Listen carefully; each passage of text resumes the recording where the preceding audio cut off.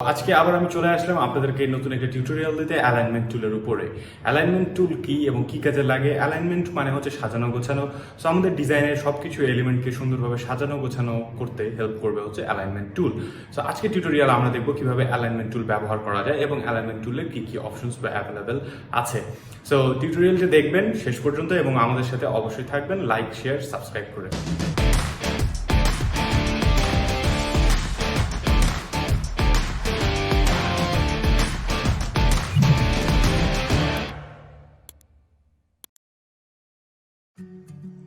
আমরা ডেমো একটা document create করে নিলাম। এবার ইলাস্ট্রেটরে আমরা যখন অ্যালাইনমেন্ট টুল ইউজ করব, অ্যালাইনমেন্ট টুল বুঝতে হলে আমাদের প্রথমে অ্যালাইনমেন্ট টুলটা বের করতে হবে। সো অ্যালাইনমেন্ট টুলের জন্য আমরা যাব হচ্ছে উইন্ডো থেকে অ্যালাইন, এখানে, এবং এখানে ক্লিক করলে আপনার সামনে এই যে পপ আপ প্যানেলটা দেখছেন, এই প্যানেলটা চলে আসবে। উইন্ডো থেকে অ্যালাইন এই অপশন চলে আসবে। সো এই অ্যালাইন বা অ্যালাইনমেন্ট টুল কিভাবে ইউজ করব, এখানে কিছু আইকন দেখতে পাচ্ছি আমরা, বার বা বক্সের মতো। সো আমরা এই টাইপের কিছু চ্যাপ্টা বক্স ক্রিয়েট করে নিই যেন আমরা অ্যালাইনমেন্ট বুঝতে সুবিধা হয়। ঠিক আছে, এরকম আমি একটা ছোট একটা বড় বক্স করে নিলাম। এখন আমাদের এখানে দুই রকমের কালার দিয়েছি, একটাকে দিলাম সবুজ, একটাকে দিলাম নীল। এখন এটা আমাদের অ্যালাইনমেন্ট করতে সুবিধা হবে। সো অ্যালাইনমেন্ট বলতে বেসিক্যালি কি বোঝায়? সাজানো গোছানো। যেমন এই পাশে একদম সমান স্ট্রেট হয়ে আছে, সাজানো আছে একদম স্ট্রেট ভাবে, এটা হচ্ছে লেফট অ্যালাইন হয়ে আছে। ঠিক আছে, সো এটা হচ্ছে আসলে অ্যালাইনমেন্ট টুল। যখন আপনি অ্যালাইনমেন্ট টুলে যাবেন, এই অ্যালাইনমেন্ট টুলে আসার পরে আপনি এখানে প্রথমে আপনাকে আদর্শ ধরা দিতে হবে যে আপনি কাকে ধরে অ্যালাইন করতে চাচ্ছেন। So you have to give him the source দিতে হবে আপনি, যে এই সোর্স থেকে আপনি অ্যালাইন করবেন। সো এখানে অ্যালাইনমেন্টের জন্য এখানে অনেকগুলো অপশন আছে, তার মধ্যে আমি দিলাম হচ্ছে অ্যালাইন টু সিলেকশন। এখানে তিনটে অপশন আছে, আমি তিনটাই দেখাবো: align to selection, align to key object এবং অ্যালাইন টু আর্টবোর্ড। তো সবার আগে অ্যালাইন টু সিলেকশন দিলাম। অ্যালাইন টু সিলেকশন দিতে হলে আমাদের বুঝতে হলে আরো একটা বক্স আমি ক্রিয়েট করে নিই এখানে, তাহলে আপনাদের বুঝতে সুবিধা হবে। তিন ধরনের বক্স আমরা ক্রিয়েট করে নিলাম, একটা রেড কালার দিয়ে রাখলাম। সেই তিন ধরনের বক্স আমরা তৈরি করে নিলাম। ঠিক আছে, এখন অ্যালাইন টু সিলেকশন বলতে কি বোঝাচ্ছে? অর্থাৎ আপনার সিলেকশন এরিয়া বা সিলেক্টেড এরিয়ার মধ্যে অ্যালাইনমেন্ট হবে। ঠিক আছে, এবং সিলেক্টেড এরিয়াটা হবে এর আদর্শ। যেমন আমি এই তিনটা বক্সকে যদি ক্লিক এন্ড ড্র্যাগ করে সিলেক্ট করি, আমার যে অ্যালাইনমেন্টের জন্য এরিয়াটা আসছে সিলেকশন এরিয়া বা বাউন্ডিং বক্স যেটা দেখতে পাচ্ছেন, এই বাউন্ডিং বক্সকে ধরে অ্যালাইনমেন্ট হবে। ঠিক আছে, এই বাউন্ডিং বক্সের ভিতরে অ্যালাইন হবে এবং এই বাউন্ডিং বক্সকে আদর্শ ধরা হবে। সেখানে অ্যালাইনমেন্টের জন্য উপরে কতগুলো টুল আমরা পেয়ে যাচ্ছি। এখানে আমাদেরকে উপরের টুলগুলো থেকে বুঝতে হবে যে কোনটা কি। এখানে অনেক ধরনের নাম আপনারা দেখতে পারবেন: horizontal align left, horizontal align centre, horizontal align right, vertical align top, vertical align centre, vertical align bottom. সেখানে ভার্টিক্যাল আর হরাইজন্টাল বলতে আমি একটু আগে ক্লিয়ার করে দিই। ভার্টিক্যাল হচ্ছে যখন কোনো অবজেক্ট এরকম লম্বালম্বি ভাবে দাঁড়ায় থাকে, এটাকে বলা হয় ভার্টিক্যাল। আর হরাইজন্টাল হচ্ছে আড়াআড়ি ভাবে যখন থাকে, সেটাকে বলা হয় হরাইজন্টাল। ঠিক আছে, সেখানে ভার্টিক্যাল আর হরাইজন্টাল। সো এখন এখানটায় আমাদের বুঝতে হবে যে আমরা কি অ্যালাইন করব, কারণ অ্যালাইনমেন্ট যদি উল্টা পাল্টা করেন তাহলে কিন্তু এখানে আপনার সব এলোমেলো হয়ে যাবে, সামথিং লাইক দিস, এরকম উল্টা পাল্টা হয়ে যাবে। সো আপনাকে বুঝতে হবে কোন অ্যালাইনমেন্টটা করছেন। সো এখানে আমার অবজেক্টগুলো লম্বালম্বি আকারে আছে। সো আমরা এটা যখন অ্যালাইনমেন্ট করব, আমরা করব হচ্ছে লেফট অ্যালাইন বা রাইট অ্যালাইন বা সেন্টার অ্যালাইন, এইগুলা হরাইজন্টাল, কারণ আমরা অ্যালাইনমেন্টটা করব এইভাবে আড়াআড়ি। ঠিক আছে, আবার আমরা যদি এটা টপ বটমে করতাম তাহলে আমাদের অবজেক্ট থেকে হওয়া লাগতো এরকম ভার্টিক্যাল, আমি ঘুরাই দিয়ে এটাকে এরকম হওয়া লাগবে। সো আপনাকে অবজেক্ট গুলা কিভাবে অ্যালাইন করবেন এটা আপনাকে দেখে বুঝতে হবে যে অ্যালাইনমেন্টটা কিভাবে করবেন।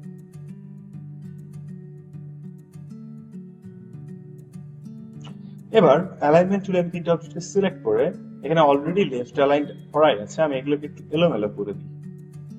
ঠিক আছে, এরকম এলোমেলো করে দিলাম। এবার আমরা এটাকে অ্যালাইনমেন্ট করব। সো ফার্স্টে আমরা এটাকে যদি লেফট অ্যালাইন দিই তাহলে কি হবে?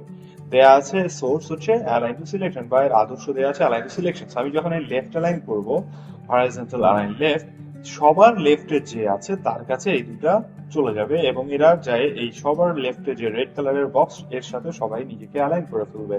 সো আমি যখন এই লেফট প্রেস করব, তখনই আমার এই সিলেকশনে যে রেড এরিয়াটা সবার লেফটে যে আছে, একে ধরে বাকিরা সবাই অ্যালাইন হয়ে যাবে।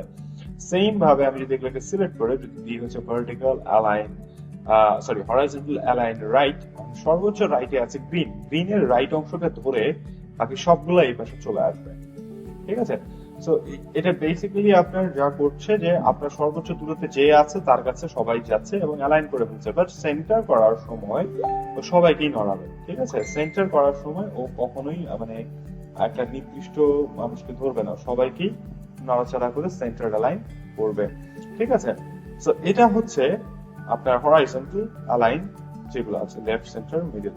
আর আমরা যদি ভার্টিক্যাল করি, সো এই অবজেক্ট গুলাকে আমরা যদি লম্বালম্বি করে দিই, এবার আমরা যদি এটাকে আপনার এলোমেলো করে দিই, যেহেতু আমরা অ্যালাইনমেন্ট করবো, সো এলোমেলো থেকে আমরা সাজানো গোছানো করবো।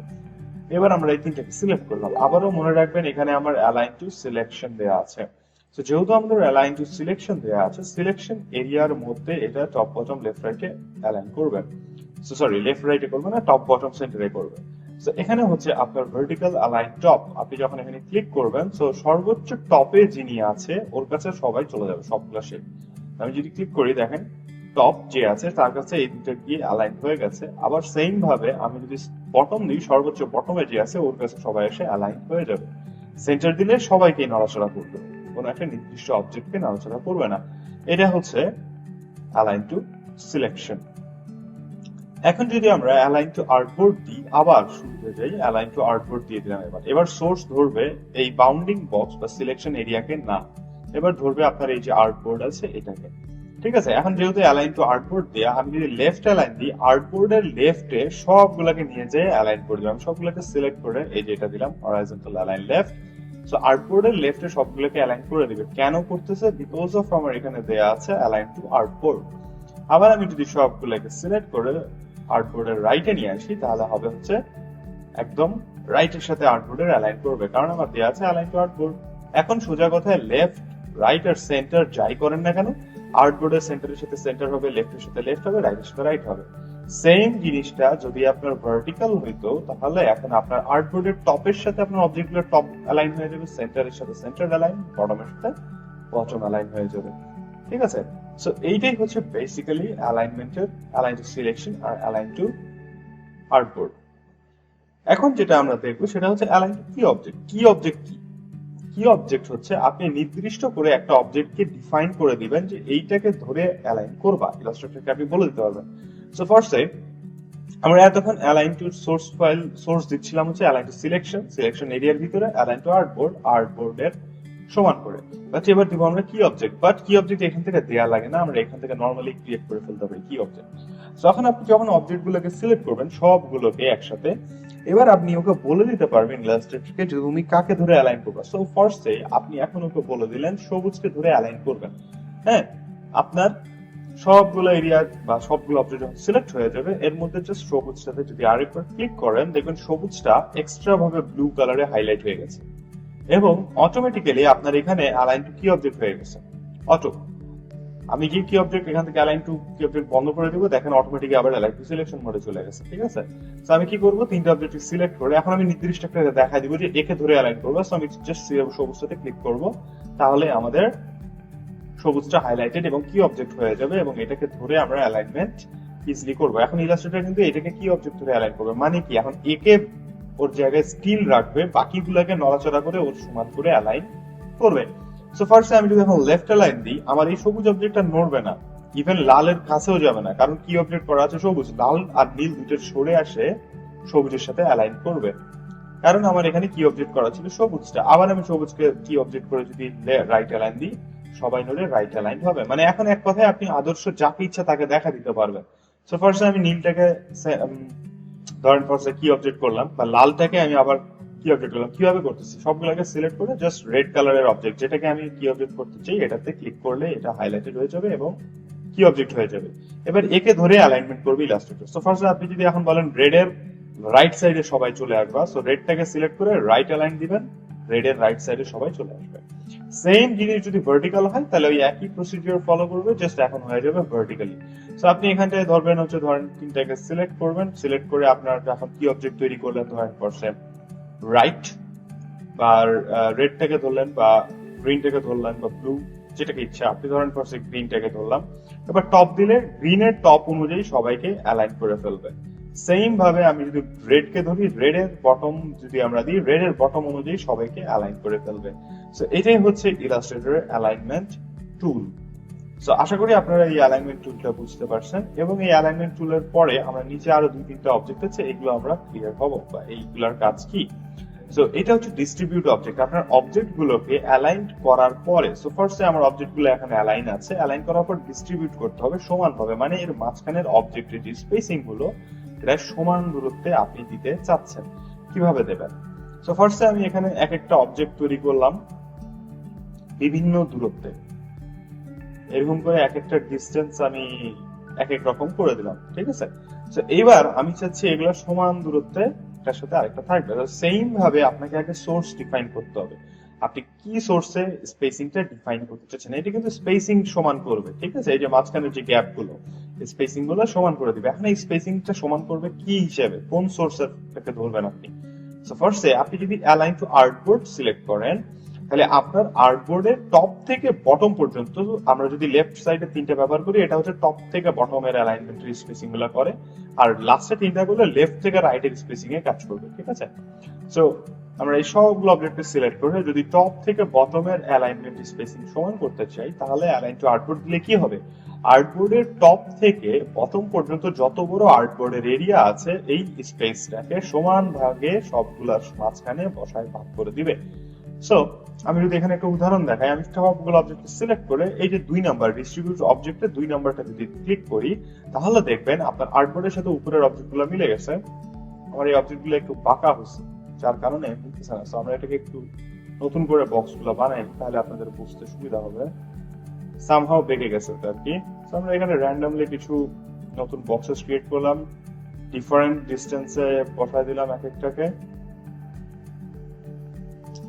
এরকম এক একটা স্পেসিং এক এক রকম। আচ্ছা, সো এবারে আমরা এই সবগুলোকে সিলেক্ট করে যদি বক্স থেকে 2 নাম্বারটা দিই ডিস্ট্রিবিউট সেন্টার, তাহলে দেখবেন যে আর্টবোর্ডের সমান করে আর্টবোর্ডের যে হাইট এটাকে সমান ভাগে সবগুলোর মধ্যে দিয়ে দিছে, ঠিক আছে। সো এটা হচ্ছে অ্যালাইন টু আর্টবোর্ড দেয়া আছে বিধায় আর্টবোর্ডের সমান দূরত্বটাকে সবার মধ্যে ভাগ করে দিয়ে দিছে। এখন এটা যদি আবার আপনার হরাইজন্টাল হতো, তাহলে আপনি এটা দিতে পারতেন 5 নাম্বার হরাইজন্টাল ডিস্ট্রিবিউট সেন্টার। যখন আপনি এটা প্রেস করবেন, তখন দেখবেন আর্টবোর্ড থেকে আর্টবোর্ডের লেফট রাইটে যেটুকু স্পেস আছে সমান ভাগে ভাগ করে দিবে অবজেক্টগুলোর মধ্যে। সেখানে কি করতেছে, আপনার আর্টবোর্ডের দূরত্বটাকে সমান ভাগে অবজেক্টগুলোর মাঝখানে ভাগ করে দিচ্ছে, ঠিক আছে। আবার আমি অ্যালাইন টু সিলেকশনে যাই, আমি এগুলো কি এতগুলা কি আছে আমি পরে ডিসক্রাইব করতেছি, আগে আপনি বুঝেন যে ডিস্ট্রিবিউটটা কিভাবে কাজ করতেছে। সো অ্যালাইন টু সিলেকশনে যদি যাই, এবার আর্টবোর্ডের গ্যাপটাকেও ধরবে না, এবার ধরবে আপনার বাউন্ডিং বক্সের উপর থেকে নিচ পর্যন্ত, আপনার বাউন্ডিং বক্সের টপ থেকে বটমের মধ্যে যেটুকু গ্যাপ আছে এটা, ঠিক আছে। এখন কিন্তু পুরো আউটপুটটাকেও ধরবে না, কারণ আপনি অ্যালাইন টু সিলেকশন করেছেন। কি করবে এবার ও, সিলেকশন এরিয়ার ভিতরে যেটুকু স্পেস আছে টপ থেকে বটম বা লেফট থেকে রাইট, এটার মধ্যে স্পেসিংটা সমান করবে। সো ফার্স্টে আমি টপ থেকে বটমের স্পেসিং সমান করতে যাচ্ছি, সো আমাকে দিতে হবে 2 নাম্বারটা ভার্টিক্যাল ডিস্ট্রিবিউট সেন্টার। আমি লম্বালম্বি ভার্টিক্যালি স্পেস সমান করতে যাচ্ছি, এই জন্য আমরা দিব 2 নাম্বার বা ভার্টিক্যাল ডিস্ট্রিবিউট সেন্টার। সো এখন কি করবে, সিলেকশন এরিয়া দেখেন এখন কিন্তু আর আউটপুট পর্যন্ত যাচ্ছে না, কারণ এখনো কি করছে, অ্যালাইন টু সিলেকশন দেয়া আছে। সো সিলেকশন এরিয়ার ভিতরে যে স্পেসটুকু আছে এটা সমান ভাগে সবগুলোর মধ্যে ভাগ করে দিচ্ছে।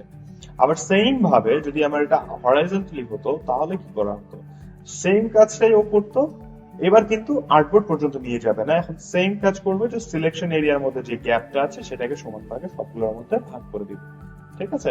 তাহলে এইটা দিয়ে যা হচ্ছে, এখন আমি আপনাদের একটা জিনিস দেখাই। আমরা 2 নাম্বার আর 5 নাম্বারটা ব্যবহার করছি, রাইট। 2 নাম্বারটা আর হচ্ছে 1 2 3 4 5, এই 5 নাম্বারটা হচ্ছে আড়াআড়ি থাকলে এখন কাজ করবে না। সো 2 নাম্বারটা দিলে এই যে এরকম কাজ করতেছে। সো এখন একটা মজার জিনিস দেখেন, 1 নাম্বার দিলেও সেম কাজ করতেছে, 3 নাম্বার দিলেও সেম কাজ করতেছে। তাহলে 2 নাম্বার আর 1 নাম্বার আর 3 নাম্বারের মধ্যে পার্থক্যটা কি? পার্থক্য একটাই, যে এখানে যখন আপনি ডিস্ট্রিবিউট টপ দিচ্ছেন, ভার্টিক্যাল ডিস্ট্রিবিউট টপ, তখন আপনার অবজেক্টের টপ থেকে এর টপের গ্যাপ গুলা সমান করতেছে, সবগুলোর টপ থেকে এর টপ কাউন্ট করতেছে, এর টপ থেকে এর টপে সমান ভাবে দিচ্ছে, এর টপ থেকে এর টপে সমান ভাবে দিচ্ছে।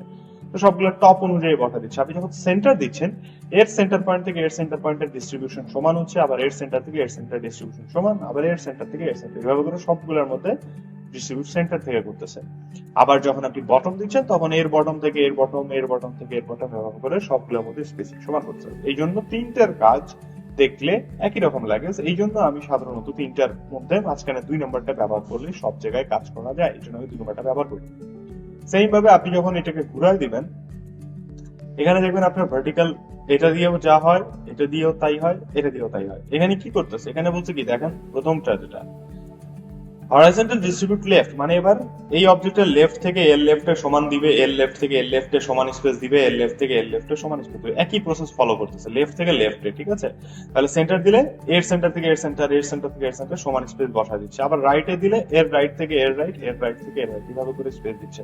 তো বেসিক্যালি সবগুলোতেই সেম ভাবে কাজ করতেছে। তো আপনি 2 নম্বর আর 5 নম্বর স্পেসিংটা ব্যবহার করলে সুন্দরভাবে অ্যালাইন করতে পারবেন এবং স্পেসিংটাও ডিস্ট্রিবিউট করে দিতে পারবেন, ঠিক আছে। এবার আসেন হচ্ছে আমরা যখন অবজেক্ট গুলো যদি ছোট বড় চ্যাপ্টার লম্বা হয়ে থাকে এবং আপনি নির্দিষ্ট দূরত্বে আপনি ব্যবহার করতে চাচ্ছেন অবজেক্ট গুলো, স্পেসিং আপনি নির্দিষ্ট আপনার ইচ্ছা মতো আপনি স্পেসিং গুলাকে দিবেন, আপনার ইচ্ছা যেরকম সেই রকম স্পেসিং হবে, ঠিক আছে। তো ফার্স্টে আমরা এখানে এই ধরনের স্পেসিং দিব। এই অবজেক্ট গুলো এক একটা এক এক সাইজের। এবার আমরা দিব চাচ্ছি যে প্রত্যেকটার মাঝখানে 20 পিক্সেল করে গ্যাপ হবে। আমি যাচ্ছি প্রত্যেকটার মাঝখানে 20 পিক্সেল করে গ্যাপ হবে। তো আমাদের এই সবগুলোকে সিলেক্ট করে উপরেরটাকে কি অবজেক্ট করে নিব, বা নিচেরটাকে করবেন বা উপরেরটাকে করবেন, হোয়াটএভার করে নিলাম একটা কি অবজেক্ট। এবার আমরা দিব হচ্ছে এখানে 20 পিক্সেল দিয়ে ইন্টারপ্রেস করব। ইন্টার দেওয়ার পরে দেখবেন যে আপনার এখানে দুটো অপশন অ্যাভেলেবল হয়ে যাবে। এটা কিন্তু নিচের অপশনটা অ্যাভেলেবল শুধুমাত্র হবে যখন আপনি কি অবজেক্ট ব্যবহার করবেন, না হলে কিন্তু হবে না। কি অবজেক্ট করলে অটোমেটিক্যালি এটা অ্যাক্টিভ হয়ে যাবে। এবার আপনি এখানে দিতে পারবেন হচ্ছে ভার্টিক্যাল ডিস্ট্রিবিউশন, এটা যেহেতু লম্বালম্বি ভাবে, তার মানে প্রত্যেকটা অবজেক্টের ভিতর লম্বালম্বি ভাবে 20 পিক্সেলের গ্যাপ দিয়ে দিবে, দেখেন দিয়ে দিচ্ছে। আর যদি হরাইজন্টাল হতো তাহলে প্রত্যেকটা অবজেক্টের মধ্যে দেখেন এখন কিন্তু অ্যাক্টিভ নাই, বিকজ অফ এখন কাজ করলে উল্টাপাল্টা কাজ করবে, এখন ঠিক মতো কাজ করবে না। এখন আপনাকে যেখানে একটা কি অবজেক্ট তৈরি করে নিতে হবে লেফট কিংবা রাইট এর। এবার আপনি এখানে আপনার ইচ্ছা মতো কত পিক্সেল দূরে এক একটাকে বসাতে চান। সো ফার্স্টে আমি আপাতত 50 পিক্সেল দূরে দূরে গ্যাপ দিতে চাচ্ছি এক একটার ভিতরে।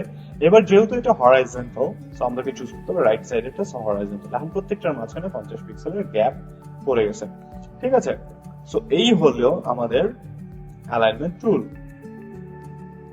আশা করি আপনারা অ্যালাইনমেন্ট টুলটা বুঝতে পারছেন এবং এটা আমরা হচ্ছে আমাদের পুরো ডিজাইনের শুরু থেকে শেষ পর্যন্ত আমাদের এই টুলের প্রয়োজন আছে এবং ব্যবহার আছে।